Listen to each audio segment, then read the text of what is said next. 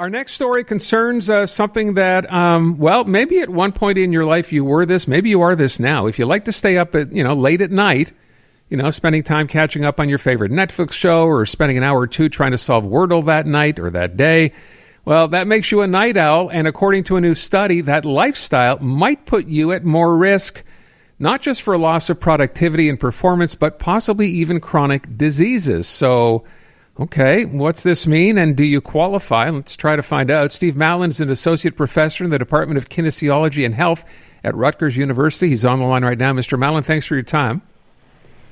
Happy to be here. Thank you. Can we begin by defining that night owl, what specifically that means, at least according to this study? Sure. We used a specific questionnaire called the Morning Eveningness Questionnaire, and that has about 19 questions that help us understand on a range where people may fall.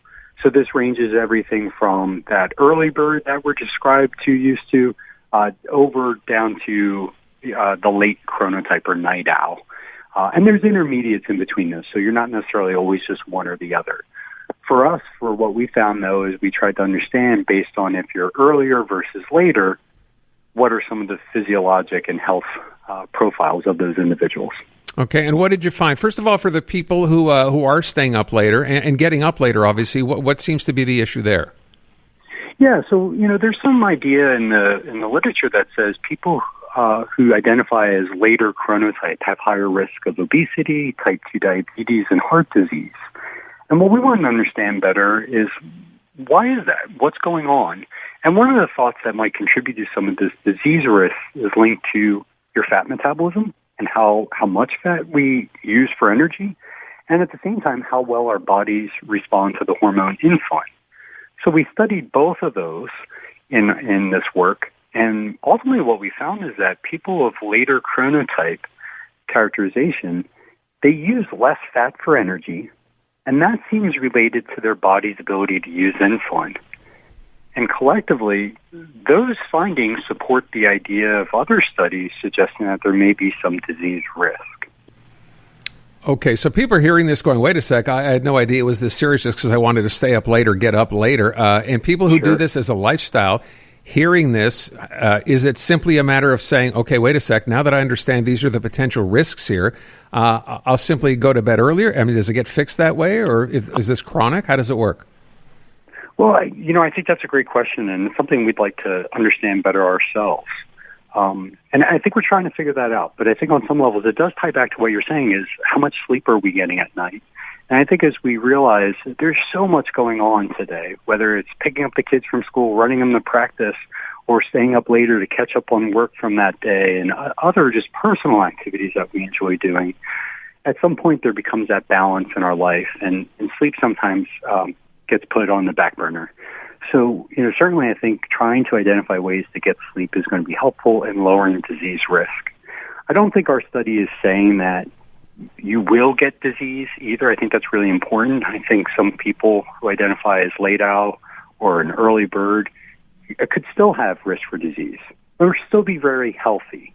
So I think it is about moderation and balance, and certainly I think our work is pointing towards that. If you are a later chronotype and you do enjoy staying up later, be mindful of other practices, such as getting enough physical activity throughout the day, eating a balanced diet, and also trying not to eat so late at night.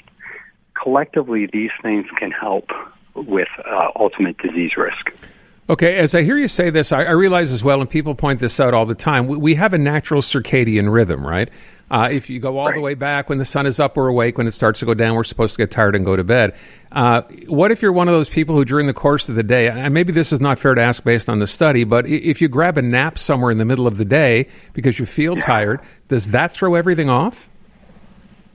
I think that's a great question, right? And I appreciate you saying that. We didn't study that at all or test any of those things, but I think it's a little bit of a balancing act again. I think there's certainly evidence that if you feel you need to take a nap, go ahead. Certainly we appreciate that in various cultures. Taking a nap is quite normal and a part of society. And there's thought to be some health benefit to that. But I think we have to be careful and not then considering the nap as a way to catch up on our sleep per se. that gets us into perhaps a risky habit. So I think while some napping is good, we have to be careful how much we nap or how long that nap is, rather, because that can influence then later on when we actually feel tired to go to bed, when our body at night is really ready for that. And our circadian biology is really, I think, an emerging field right now, trying to understand the timing of diet, exercise, even medication, and how all these things come into play to just help us be well. A challenge with this, though, too, as you described with the sun coming up and, going down, is work. And, so I think, again, practicing some good moderation is helpful, but we also have to consider the practical side of sometimes we just have to wake up early to get to work or get our kids to school. So having those considerations in mind are important. I want to just touch on one last thing, and I thought this was really fascinating. So people listen to this and, okay, I'm a night owl, I stay up, so I know it's not good for me, as I'm finding out in this study. But then you also make a reference, you say it's kind of beyond just that not being necessarily good for you. The other problem here is, too, your body's going to react in a different way as well. Even if you work out later, you're not going to get the benefit of that workout as much as you would if you had slept on a regular cycle. So you say it's like water from a water faucet, right?